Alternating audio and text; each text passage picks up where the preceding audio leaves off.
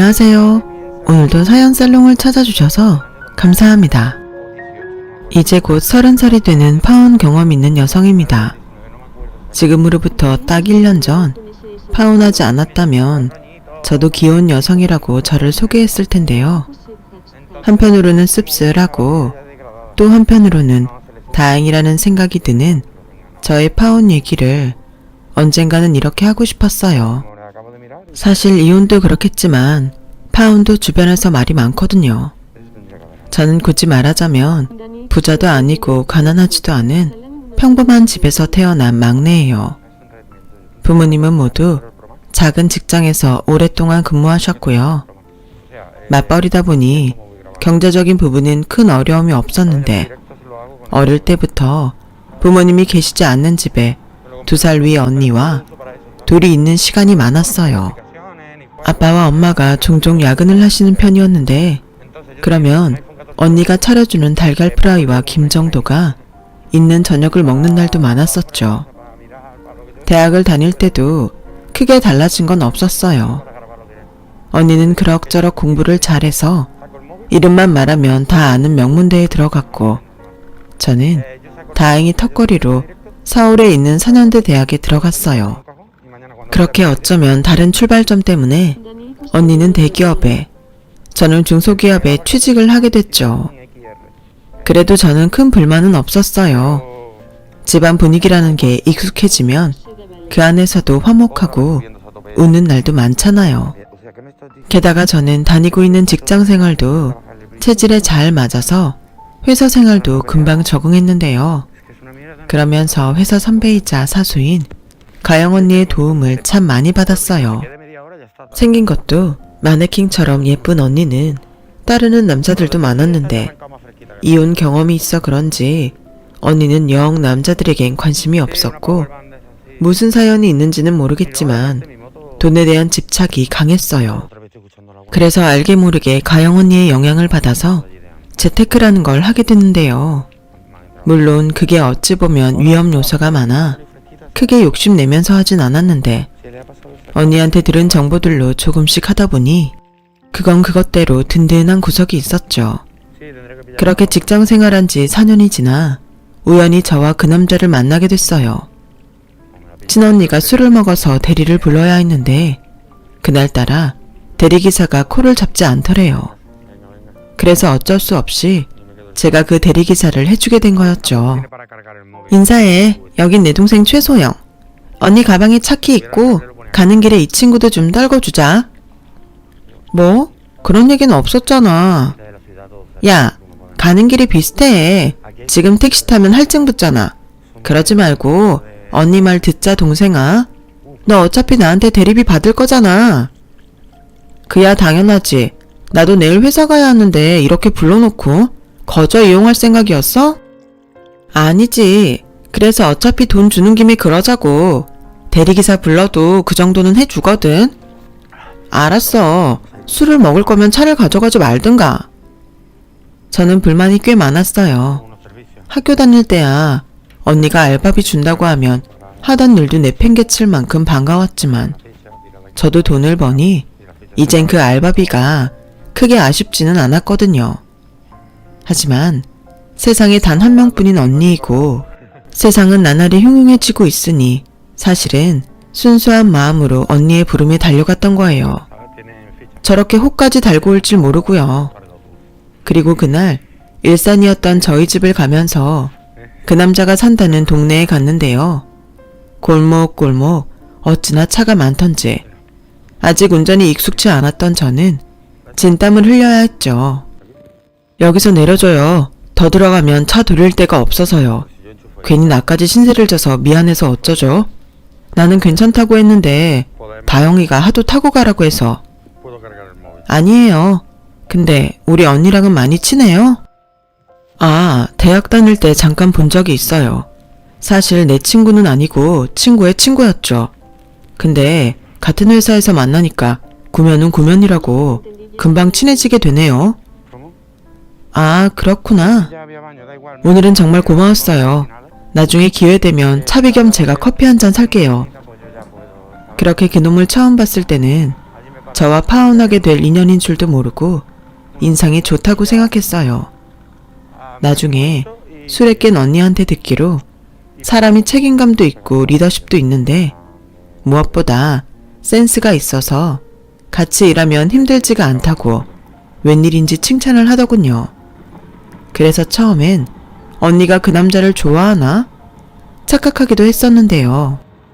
사실 저희 자매에게는 약간의 결혼 울렁증 같은 것이 있었거든요.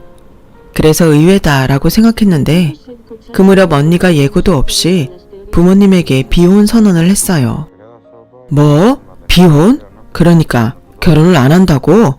요즘 세상에 결혼 안 하는 사람들이 많다고 하지만 네가 뭐가 아쉬워서 결혼을 안 해? 아빠, 아쉽고 안 아쉽고를 떠나서 나는 내 힘으로 살고 싶어. 누구 아내, 누구 엄마, 누구네 며느리 그런 게 싫다고. 아빠도 모르진 않잖아. 엄마가 그렇게 할머니 할아버지 때문에 고생했는데 내가 그렇게 살았으면 좋겠어? 뭐? 그야 그건 네 할머니 할아버지가 옛날 사람이라 그런 거지. 아무튼 난 그렇게 살기로 이미 마음 먹었어. 그러니까 선보라는 말하지 마. 가만 보면 엄마는 아무 소리 안 하는데 아빠가 자꾸 그러더라. 저는 솔직히 몰랐어요. 아빠가 은근 언니한테 결혼에 대한 압력을 넣고 있었나 보더라고요.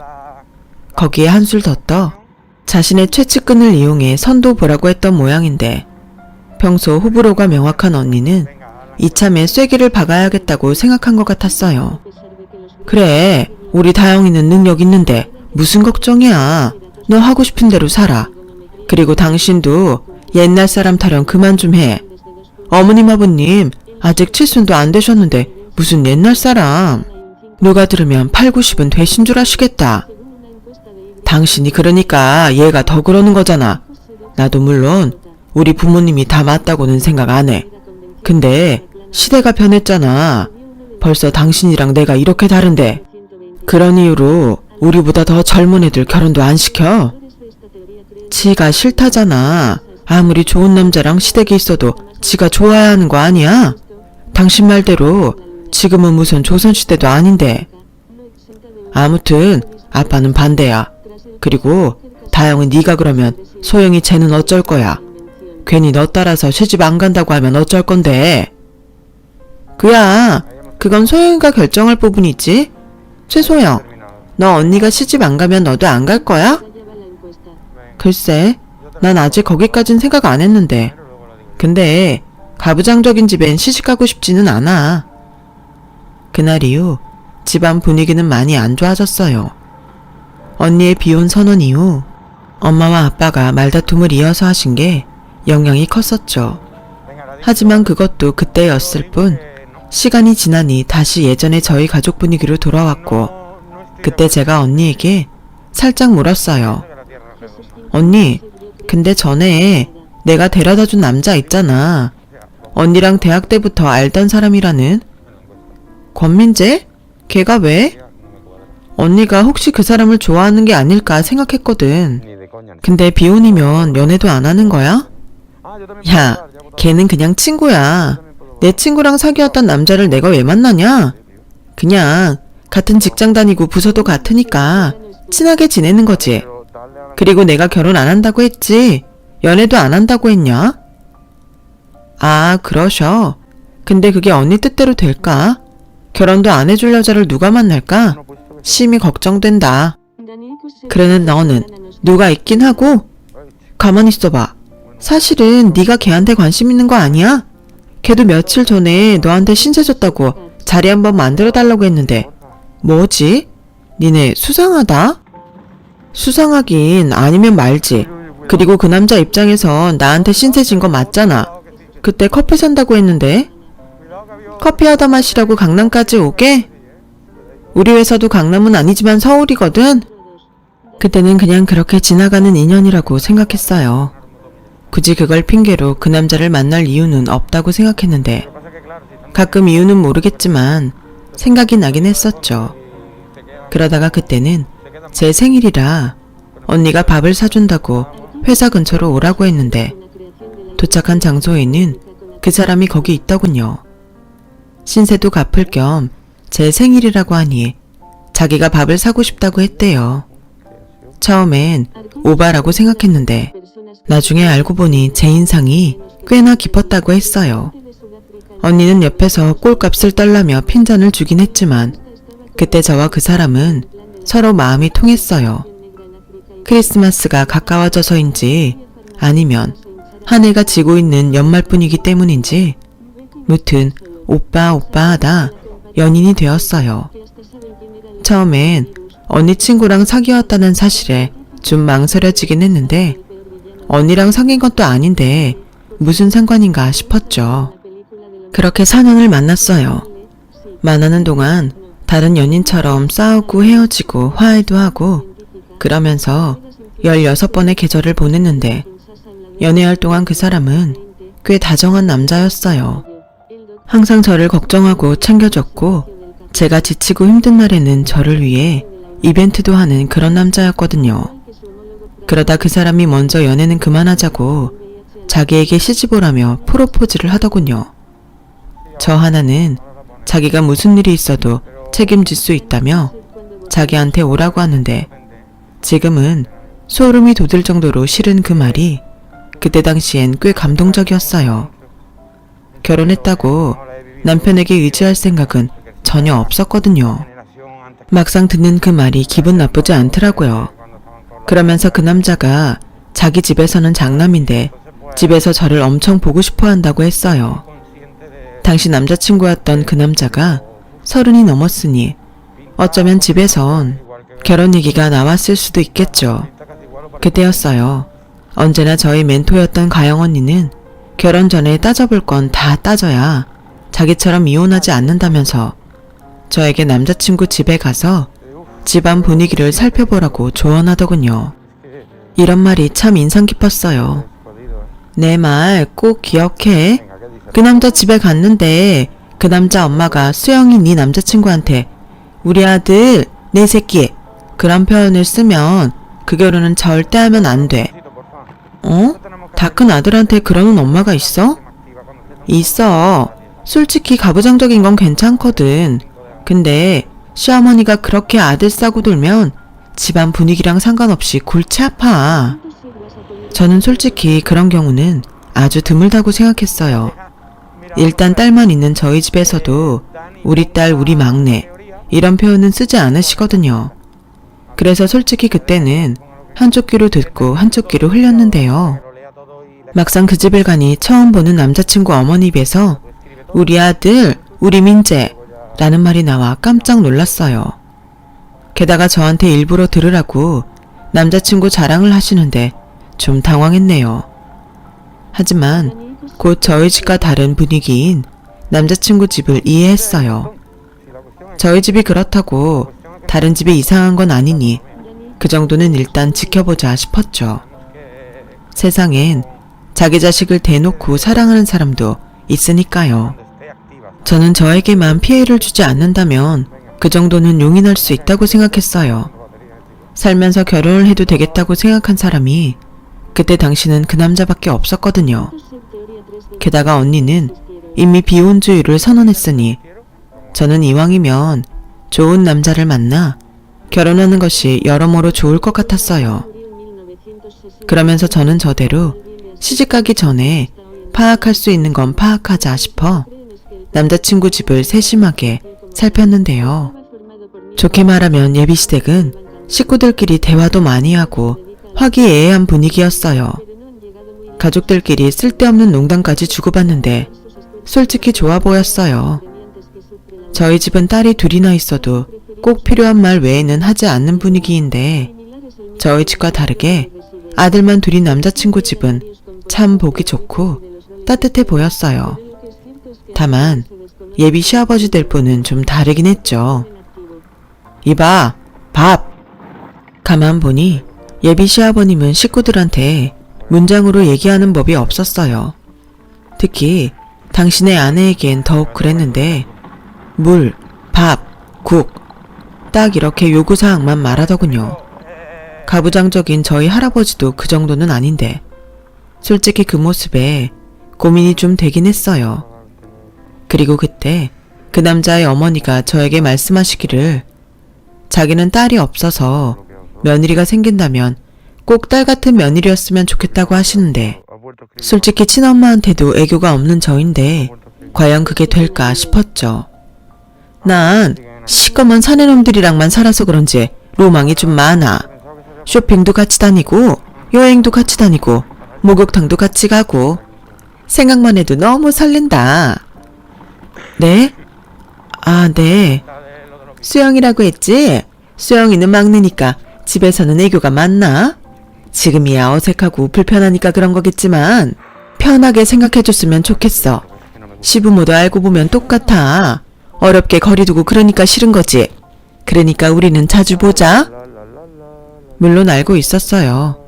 그 남자의 어머니는 좋은 뜻으로 하신 말씀이셨겠죠. 게다가 평생 무뚝뚝한 남편과 사셨으니 살가운 며느리 보고 싶어 하시는 건 어쩌면 당연한 거라고 생각했는데요. 거기까지는 이해하고 넘어갈 수 있는데 첫 인사를 드리러 가는 자리임에도 딱 이건 아니다 싶은 게 있었어요. 사실 그게 꼭 맞다고는 할 수 없지만 결혼 전부터 이미 그 집 며느리처럼 행동하기는 싫었거든요. 무슨 대접을 바란 건 아니지만 제가 먼저 뭐 도와드릴 건 없는지 일을 하고 싶어 안달인 그런 모습은 보이고 싶지 않았어요.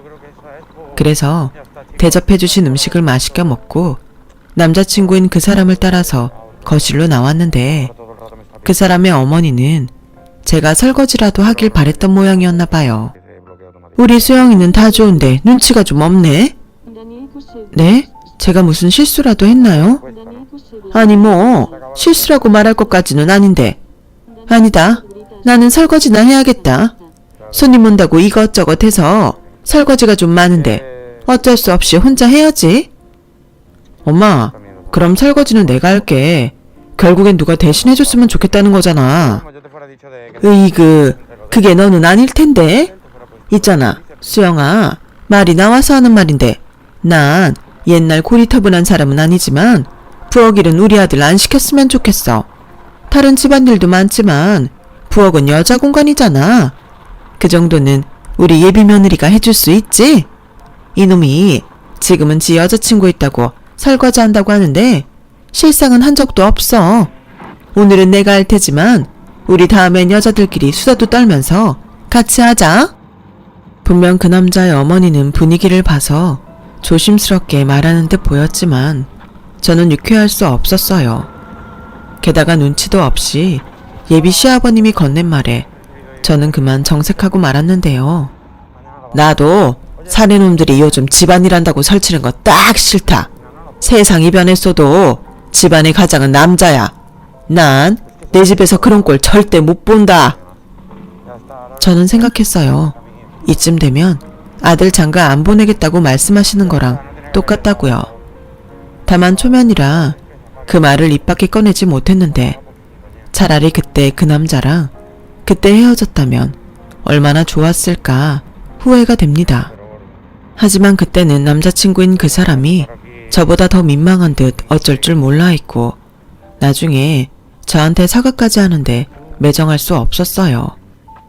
그래도 4년 동안 만나면서 결혼까지 생각할 정도로 그 사람을 제가 사랑했으니까요. 그 뒤 저는 언니에게만 살짝쿵 예비 시댁에 다녀온 이야기를 했고 언니는 그런 분위기 시댁이라면 안 하는 게 낫지 않냐고 말했는데 또 제 친구들은 그렇게도 말하더군요. 원래 시자 붙은 사람들은 다 그래.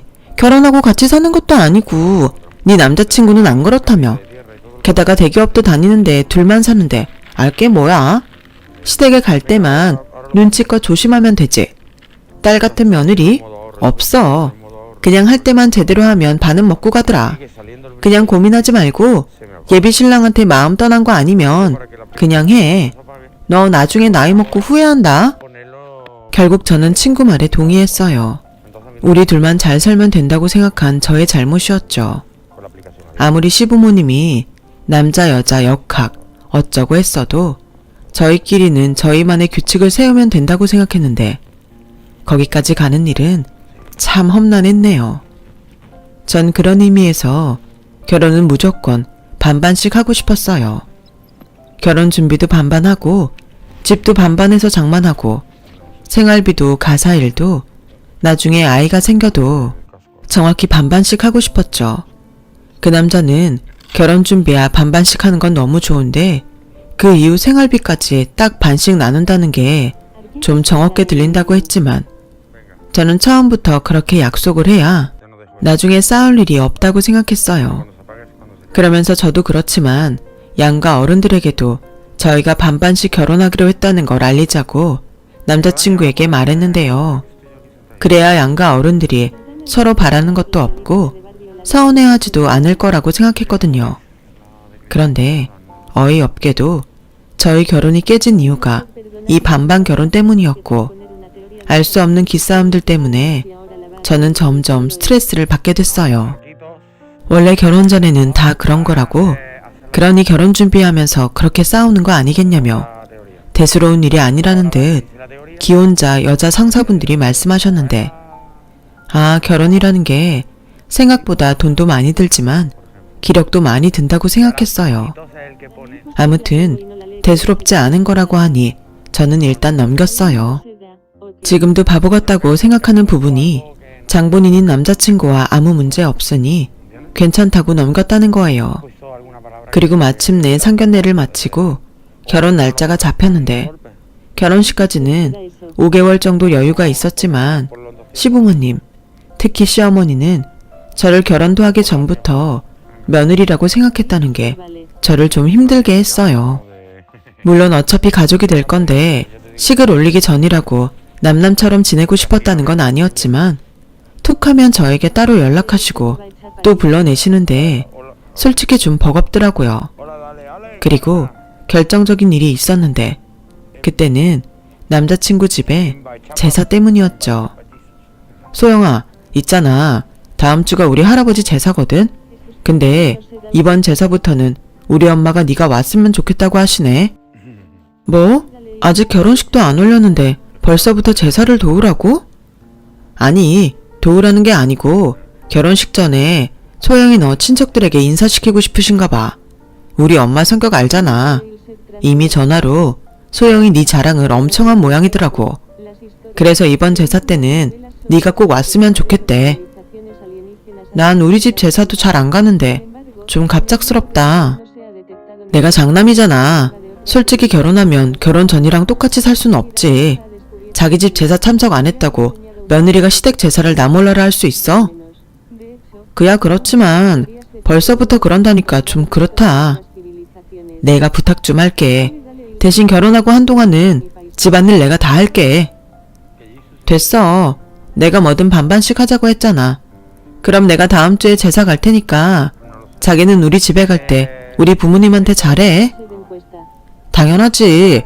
고마워 소영아. 역시 우리 자기가 최고야. 저는 그렇게 울며 겨져먹기로 식도 올리기 전에 알지도 못하는 할아버지 제사에 참석했어요. 분명 그 남자가 친척들에게 인사하는 것 때문에 불렀다고 했으니 아침부터 미용실도 가고 옷도 단정한 정장으로 장만해서 입고 갔죠. 그런데요. 어머, 너 옷걸이 왜 그러니? 네가 손님이야? 일할 애가 뭘 이렇게 차려입고 왔어? 네? 제가 일을 해요? 전 민재 씨한테 친척들한테 인사하러 오라고 들었는데. 그게 그거지. 아무튼 그 옷으로는 불편해서 안 된다. 내가 옷 꺼내줄 테니까 잠시만 기다려라. 황당했어요. 그리고 그 남자의 어머니가 들고 나온 옷을 보고 더 황당했는데요.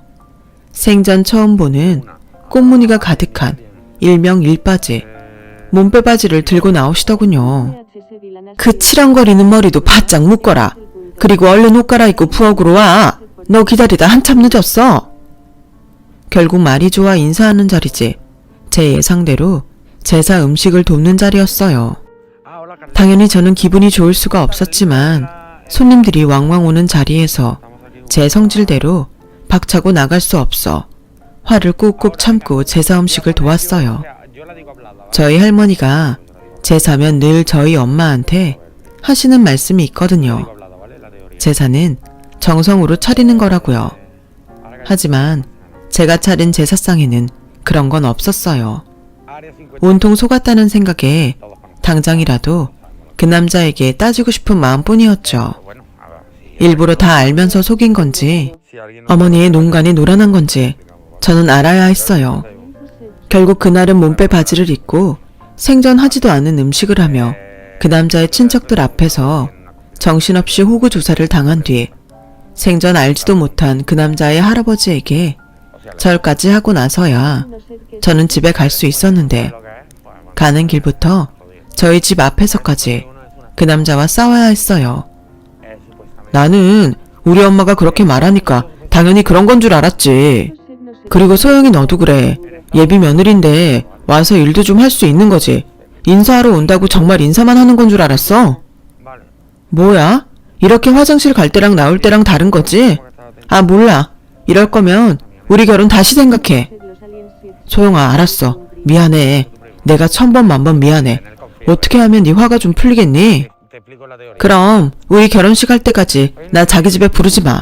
어머님한테도 결혼식 올리기 전까지는 며느리 아니라고 자기가 좋게 말씀드려주고 벌써부터 이러면 결혼하면 얼마나 더 시키실지 나 솔직히 겁난다.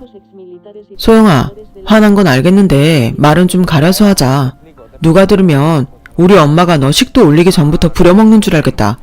우리 엄마는 자기 방식대로 소영이 너랑 친해지고 싶으신 거야. 그건 내가 아들이니까 잘 알아. 그래서 그렇게 못하겠다고? 아니야, 알겠어. 우리 정식으로 결혼하기 전까지는 소영이 너 우리 집에 부르는 일 없도록 할게. 저희의 싸움은 제가 그 남자에게 약속을 받고서야 끝이 났어요. 그리고 정확히 2달 뒤 명절이 있었고 어찌 보면 결혼 전 마지막으로 보내는 여유로운 명절 연휴라 할머니 댁에 다녀오면 정말 아무것도 하지 않고 쉬겠다고 생각했는데요. 무슨 일인지 저희 아빠가 친가가 아닌 리조트를 미리 예약해놨다며 명절 연휴 느긋하게 쉬고 오자고 제안을 하셨어요. 제가 시집가기 전에 보내는 명절이라 아빠가 미리부터 할머니 댁에 내려가 허락을 받고 왔다면서요. 물론 할머니 할아버지는 아주 노발대발하신 모양이었는데 아들이라고는 저희 아빠밖에 없으니 어쩔 수 없이 당신들이 물러나신 것 같았어요. 덕분에 저희 엄마는 제 덕에 논았다며 여행 가기 전부터 신이 나 있었고 저도 가족이랑 모처럼 가는 여행이라 살짝 들뜨기도 했는데 그래도 명색이 예비 신랑이기에 그 남자에게 여행 가는 사실을 알려야 할 것 같았어요. 그런데요. 뭐?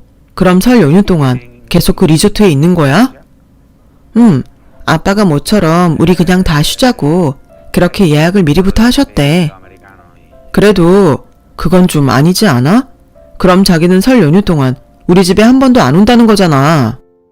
어머, 자기야. 나 아직 자기 집 며느리 아니야. 우리 약속 벌써 잊었어? 아니, 이번엔 그냥 진짜 인사만 하러 오라는 거지. 아무리 결혼 전이라도 결혼 날짜 잡았고 가족될 사이인데 그 정도는 예의라고 생각하지 않아? 난 당연히 그럴 거라고 생각했고 나도 니네 집에 인사 갈 생각이었는데 이건 좀 서운하다. 권민재 씨, 이거야말로 아니지. 그렇게 말했는데 내 의사 무시하는 거야? 솔직히 좀 실망이다.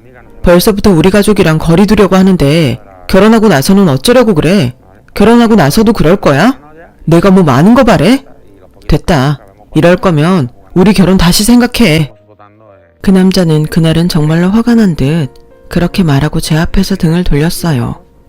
순간 내가 뭘 그렇게 잘못했는지 황당하기만 했는데 뭐 때문인지 자꾸만 찝찝하더라고요. 제가 너무 제 생각만 한 것 같은 그런 더러운 기분이 들었어요. 하지만 이미 가족여행이 예정되어 있었고 결혼 준비 중 서로가 약속한 건 지켜줬으면 하는 바람이 컸기에 저는 일단 그 남자의 마음이 진심인지 기다려보기로 했어요. 솔직히 지금은 그때 나도 좋다고 다시 생각해 볼 것도 없으니까 파혼하자고 했으면 훗날 이상한 꼴은 보지 않았을 텐데 하는 아쉬움이 남지만 어느 누가 미래를 예측하겠어요. 그래서 일단은 시간을 좀 갖는 게 좋겠다고 생각했어요. 그렇게 조금은 찝찝한 설 연휴 가족여행을 다녀왔죠. 물론 가족들에게는 별다른 얘기를 하지 않았어요. 엄마나 아빠가 결혼 이야기를 하면 좀 찔리긴 했는데 괜히 이야기해서 모처럼 좋은 분위기를 깨고 싶지 않았죠. 게다가 여행 중 부모님은 저희 자매에게 진지하게 할 말이 있다며 이사 계획을 말씀하셨는데요. 저희 가족이 사는 아파트가 꽤 오래된 아파트였는데 새 식구가 생기는 마당이고 노후 준비차 마당이 있는 아담한 전원주택으로 이사를 생각하고 있다고 하셨어요. 마음 같아서는 어디 시골 같은 조용한 곳에 가서 살고 싶은데 우리가 아직은 은퇴할 나이도 아니고 소영이 시집 가는데 우리가 멀리 가면 친정 오고 싶을 때 먼 길 와야 하니 그냥 경기도 외곽 쪽에 조용한 곳으로 골랐다. 그럼 벌써 이사갈 곳을 정한 거야? 작년인 나한테 말 한마디 없이? 그리고 나 회사 어떻게 다니라고? 지금도 조용하기만 하구만. 넌 시집도 안 간다며? 독립해. 아니, 시집은 안 간다면서 왜 독립한다는 말은 없어? 그야, 소영이 시집 가는데 나까지 없으면 허전할까봐 그러지. 고양이 쥐 생각해라. 아빠가 이 말 하려고 여행 오자고 한 거야. 니들한테는 보태라는 말은 하지 않을 거니까 부담 갖지 말고. 다행히 너는 독립할 생각하고 소영이 너는 결혼 준비 잘해. 반반씩 결혼한다며? 그럼 가진 거 아껴야지. 아빠는 참 그런 생각 있으면 진작 우리한테 말을 하지. 집 보러 두 사람만 다녀온 거야? 그래, 엄마는 신혼시절 생각도 나고 좋던걸. 마당이 작긴 해도 햇볕도 잘 들고 좋아. 니들도 언제 시간 내서 같이 가자. 권서방도 같이 가. 저가 이사하는데 와서 힘 좀 보태야지. 엄마, 장가도 안 왔는데 그러면 안 되는 거야. 소영아, 민재한테 올 필요 없다고 해. 아니야, 아예 말을 하지 마. 그리고 소영이는 결혼자금 때문에 어려울 거고 비혼주인 장녀가 동생 몫까지 1억 보탤게. 소영이 너 나한테 5천만 원 빚졌다? 뭐? 싫어. 무슨 빚을 내 동의도 없이 전가해. 그래, 아무리 네가 시집갈 생각이 없다고 해도 너무 큰 돈이야. 그냥 TV만 큰 걸로 하나 사줘. 싫어. 나도 가족 구성원으로 그 집에 지분이 필요해. 그래야 나중에 나도 그 집의 권리를 주장하지. 1억 내놓고 집 꿀꺽할 셈이네. 누구 딸인지 참 똑똑해. 그래, 아빠는 찬성. 그렇게 이사 발표를 한 부모님과 언니는 들떴는지 분위기가 참 좋았는데요. 그에 반해 제 마음은 좀 무거웠어요. 그래서 저도 5천만 원을 보태겠다고 말했죠. 그랬더니 언니를 포함한 부모님은 결혼 준비하는데 뭐하러 그런 큰 돈을 내놓느냐며 말씀하셨고, 저는 결혼하면 그런 것도 마음대로 할 수 없을 거니까 언니처럼 그 집에 지분이라도 갖게 꼭 그렇게 하고 싶다고 고집을 부렸어요. 그 정도 돈은 있다고 자신 있게 말하면서요. 그렇게 설 연휴를 보내고 집으로 돌아왔어요. 그러면서 연휴 내내 문자 한 번 없는 그 사람이 신경 쓰였는데요. 평소라면 그런 생각을 하지 않는 저지만 이번엔 내가 좀 심했나? 라는 생각을 정말 많이 했어요. 4년을 만나면서 그 사람이 그렇게까지 화를 냈던 적이 없었거든요. 그래서 여행을 다녀오자마자 그 남자에게 전화를 걸었어요.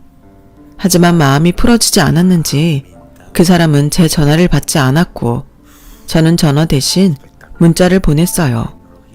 구구절절하게 보내는 것도 좀 별로인 것 같아서 여행 갔다 잘 돌아왔고 만나서 진지하게 얘기하고 싶다고요. 그러자 이틀이 지나서 그 남자에게 만나자고 연락이 왔어요. 그리고 그날은 그래도 그 남자 기분이라도 맞춰주자고 생각하고 나갔는데 제 예상대로 아직 화가 덜 풀렸다더라고요. 아직도 화났어? 서운했다면 미안해. 근데 이번은 자기가 좀 이해해줬으면 좋겠어. 여행 가니까 아빠가 사실은 할 말이 있어서 자리를 만든 거더라고. 그게 뭔데? 그게 지금 우리 가족 살고 있는 아파트가 평수는 좀 커도 엘리베이터도 없는 옛날 아파트잖아. 자기도 곧 가족이 되는데 낡은 아파트는 좀 그렇다고 마당이 딸린 주택으로 이사를 가시겠대. 뭐? 그런 집은 많이 비싸지 않나? 자기 사는 아파트 재건축 뭐 그런 거 해? 아니, 나도 정확히 얼만지 몰라. 근데 언니가 1억을 보탠다고 하네. 그래서 내가 5천 보탠다고 했어. 이건 자기랑 얘기해야 할 것 같아서. 뭐? 너 제정신이야? 나는 그래도 네가 반반 결혼 어쩌고 하길래 경제 개념이 좀 되어 있는 애인 줄 알았어. 5천? 5천 원도 아니고 5천만 원? 다영이야, 시집갈 생각 없고 그 집에 같이 살 거니까 그럴 수 있지만 넌 아니잖아. 왜 그렇게 화를 내? 결혼 전이니까 나도 할 수 있는 거지. 내가 그 5천만 원 우리 집에 보태준다고 해서 우리 결혼에 지장 있는 건 아니야. 그 정도면 그런 말 안 했지. 정말 답답하다. 우리 결혼식까지 기간 많이 남은 것 같지만 집도 구해야 하고 혼수도 장만해야 하고 돈 쓸 데가 얼마나 많은지 알아? 나는 하루에도 12번씩 계산기 두드리는데 넌 왜 그렇게 생각이 없냐? 너 원래 그렇게 대책이 없는 애냐? 니네 집에 보탤 돈 있으면 결혼 자금에 보태야지. 어째 점점 선을 넘는다? 선은 네가 먼저 넘었어. 아무리 결혼 전이라도 네 계산 방법이면 우리 집에도 5천만 원 똑같이 드리는 게 맞아. 내 말이 틀려? 반반 결혼하자고 지각을 해놓고 치사하게 결혼 전에 지네 집에만 돈을 써? 자꾸 지네 하는데 좋은 말로 할 때 입 닫아라. 그리고 답답한 건 나야. 내가 반반 결혼하자고 한 건 똑같이 너랑 비용을 내겠다고 한 건데 그렇게 가진 돈이 많아? 그래서 내가 가진 돈이 적어서 자기가 돈을 더 내게 될까봐 지금 전전긍긍한 거야?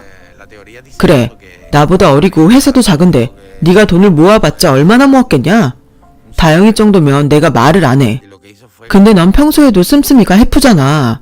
내가 말은 안 했어도 얼마나 머리가 아픈 줄 알아? 그래놓고 자존심에 반반 어쩌고 하길래 난 부모님 찬스라도 쓰는 줄 알았지.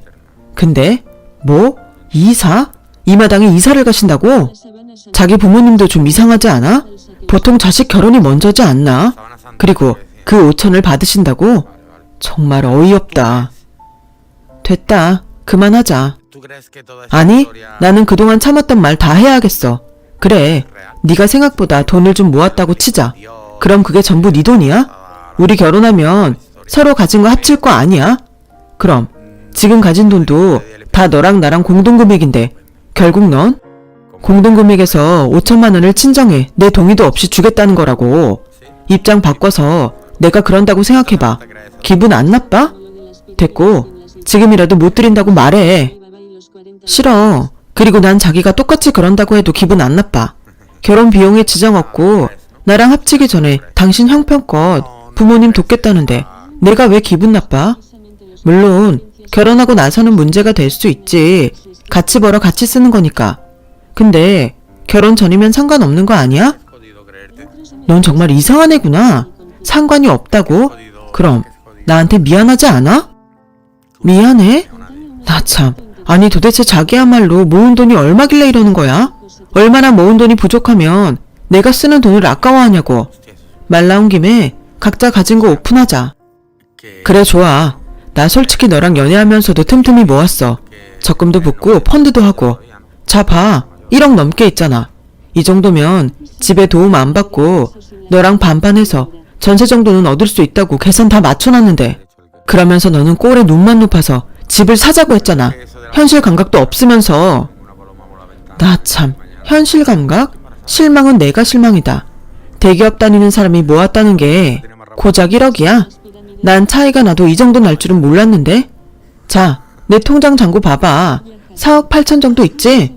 여기서 우리 부모님 5천만 원 드려도 4억 3천이야. 근데 난 이게 끝이 아니다. 내 이름으로 대학가 원룸도 하나 있어. 시가로 따지면 한 2, 3억은 되는데 지금도 꼬박꼬박 월세 받고 있어서 팔 생각은 없어. 근데 자기는 꼴랑 1억 모았으니 반반 결혼을 어떻게 하지? 자기 돈에 맞추면 내가 못 살 것 같고 내 돈에 맞추면 자기가 능력이 안 될 텐데? 그럼 설마 내가 더 많이 보태야 하는 상황인 건가? 아니, 언제 돈을 이렇게 많이 모았어? 이거 진짜 다 네 거야? 그 사람은 제 핸드폰 속 통장 잔고를 보고 눈이 휘둥그레졌어요. 그리고 소름 끼치게 전혀 다른 얼굴로 저에게 언제 정색하며 화를 냈냐는데 표정이 바뀌었는데요. 지금 생각해도 너무 소름 끼쳐요. 저는 그동안 가영 언니 덕에 재테크를 꾸준히 해서 나름 돈을 잘 모으고 있었는데 이게 저의 인생을 바꿔놓을 거라는 건 꿈에도 몰랐네요. 소영아, 아니 자기야, 꼭 이 통장을 봐서 그런 게 아니라 내가 좀 선을 넘은 것 같아. 결혼 준비한다고 예민해졌나 봐. 생각해보면 자기 말이 다 맞는데 미안해. 그리고 난 신혼이니까 전세도 좋다고 생각했는데 요즘은 집값이 너무 빨리 오르잖아. 그러니까 자기 말대로 집을 사는 게 좋겠다. 자기랑 내 돈 합치면 5억이 넘잖아. 잘하면 대출 없이도 가능하겠는데? 그럼 거의 내 돈으로 집을 사는 건데 명의는 당연히 내 앞으로 하는 거지? 에이, 그래도 그건 아니지. 1억이 뭐 적은 돈인가? 공평하게 공동명의로 해야지. 우리 자기 평등한 거 좋아하잖아. 그래, 평등한 거 좋아하지. 근데 1억 내놓고 공동명의 하자고 하면 그건 평등한 거야? 5억짜리 집이라고 쳐도 절반은 2억 5천만 원인데 2억은 들고 와야 공동명의 주장할 수 있는 거 아닌가? 그것도 내가 좋게 봐줘야 가능한 것 같은데? 우리 자기 너무 빡빡하다. 그럼 내가 살면서 아무런 의지가 없잖아. 그러지 말고 좋게 좋게 하자. 우리 엄마도 네가 이 정도나 갖고 있는 줄 알면 너 불러서 일 시킬 생각은 못 할 거야. 저는 너무 기가 찼어요. 제 마음은 이미 차갑게 식어버렸는데 저 남자는 제가 가진 돈을 보고 태도를 바꿨으니 이를 어쩌면 좋나? 헛웃음이 나오더군요. 그리고 혼자 실실 웃더니 또 혼자 꿈에 부풀어 이런 말을 했는데요. 아니면 우리 이참에 대출 좀 받더라도 서울에 아파트를 살까? 아직까지는 부동산만 하는 게 없는데 자기 원룸에 월세도 나오니까 대출금은 그걸로 해결해도 되잖아. 그럼 우리들 월급으로 여유롭게 살고.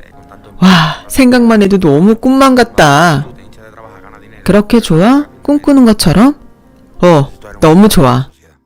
근데 어쩌지? 그거 꿈 맞아. 내 입장에서는 이 결혼을 할 이유가 없어. 돈 때문이 아니라 그 좁아 터진 심보 때문이야. 아니, 결혼도 하기 전부터 친정에 돈 쓰는 걸 아까워하는데 결혼하면 오죽할까? 그리고 자기 집도 그래. 결혼 전부터 어떻게든 부려먹으려고 하시는데 내가 돈 좀 모았다고 날 안 부를 거라고? 난 솔직히 그거 다 알면서도 자기가 좋아서 참고 넘기려고 했어. 잘 보일 마음은 없어도 책 잡히지 않게 할 마음은 있었다고.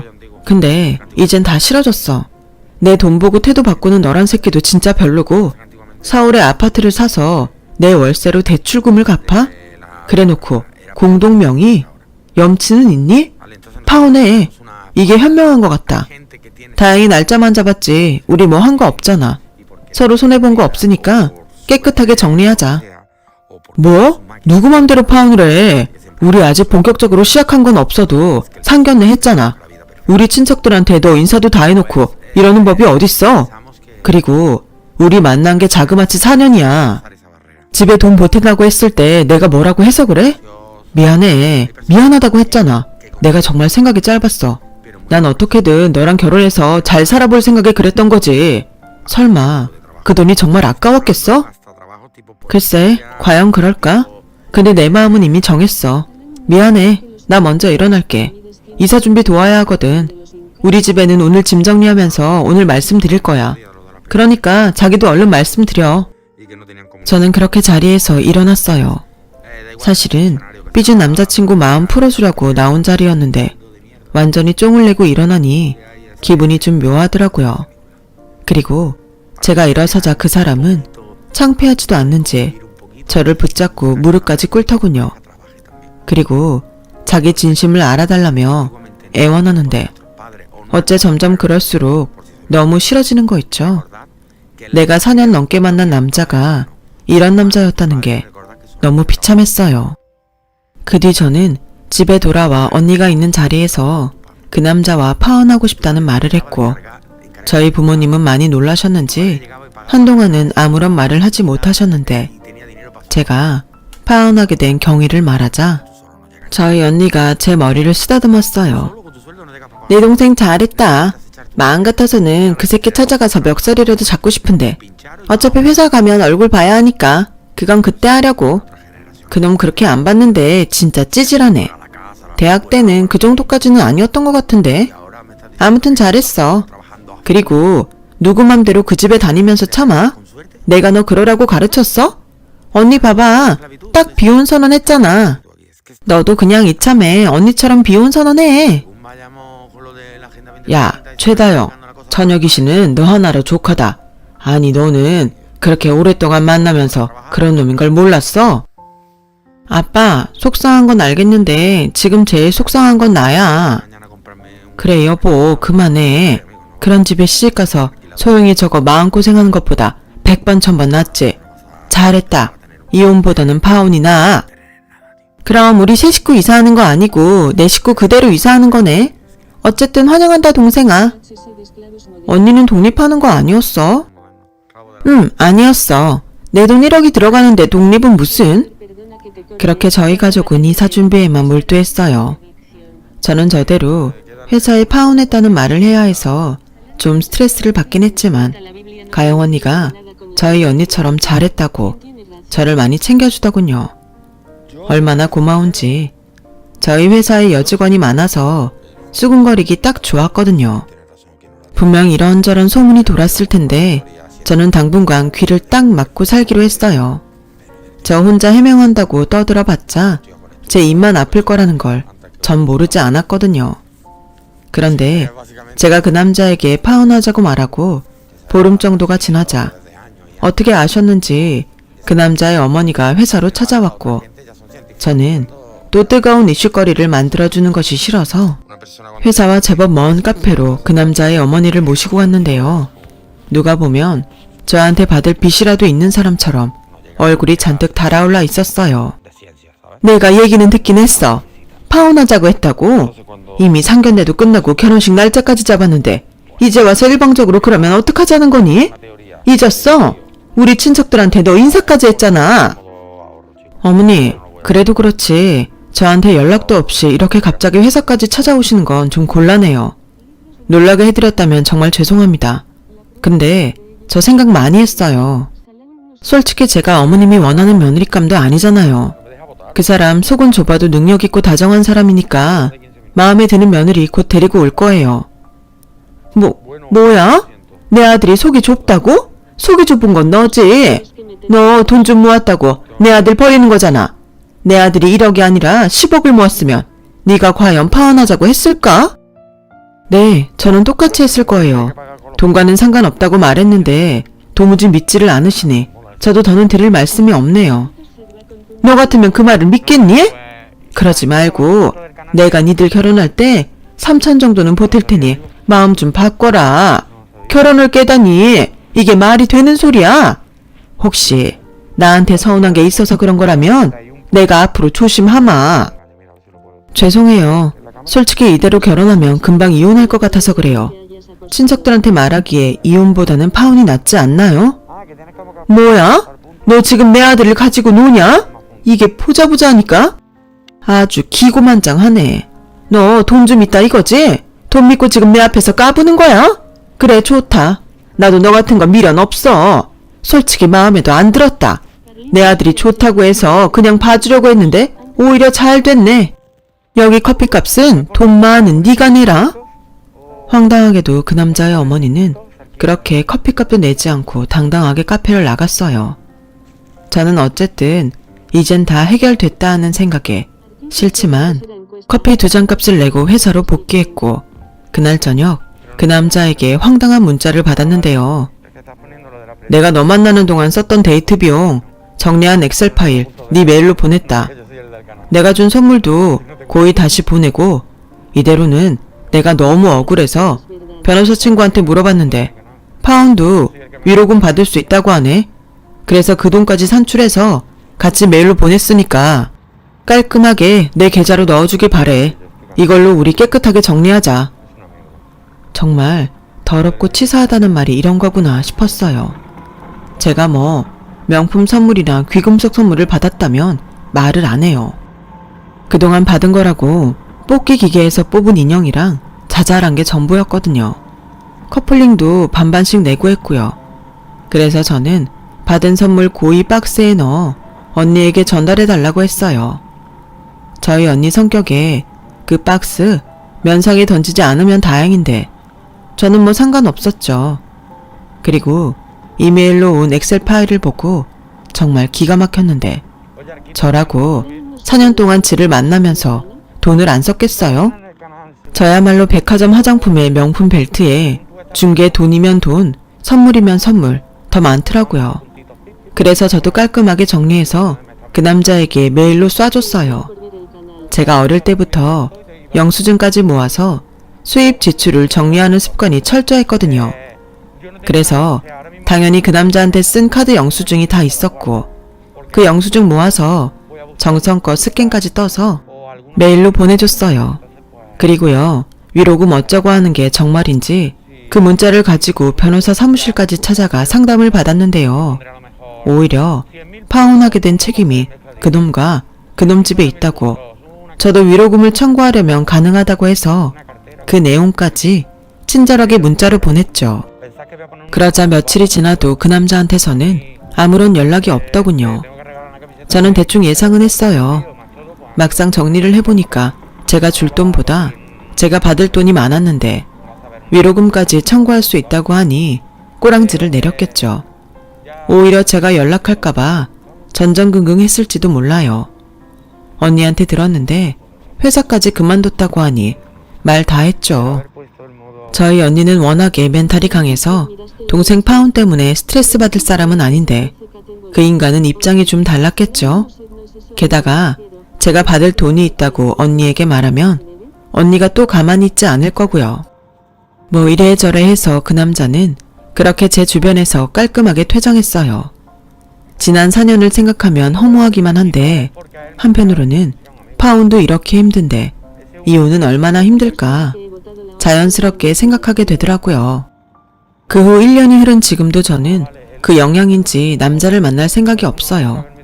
뭐 처음이야 전적으로 파혼하게 된 건 무조건 그 남자 잘못이라고 생각했지만 저라고 잘못이 없지는 않았겠죠. 그렇게 생각하니 사람 만나는 게 신중해질 수밖에 없었는데 옆에서 자기 인생 만족하며 행복하게 사는 비혼주의 언니를 보면 저렇게 사는 것도 나쁘지 않겠다는 생각이 드는 요즘입니다. 물론 저희 아빠가 알면 뒤집어지시겠지만요. 아무튼 저는 그래도 제 선택에 후회하지 않고 지금 만족하며 살고 있어요. 앞으로 제가 어떤 인연을 어떻게 만나게 될지 알 수 없지만 만약 좋은 인연을 나중에라도 만나게 된다면 그때는 서로 배려하는 마음으로 진정한 의미의 공평한 결혼을 하고 싶네요. 저의 이야기는 여기까지예요. 긴 저의 이야기 들어주신 여러분 감사합니다. 언제나 건강하시고 좋은 일만 가득하시길 진심으로 바랄게요. 고맙습니다. 여러분, 사연 댓글에 응원과 현명한 조언 부탁드려요. 좋아요와 구독은 저에게 큰 힘이 됩니다. 오늘도 좋은 일 가득하세요.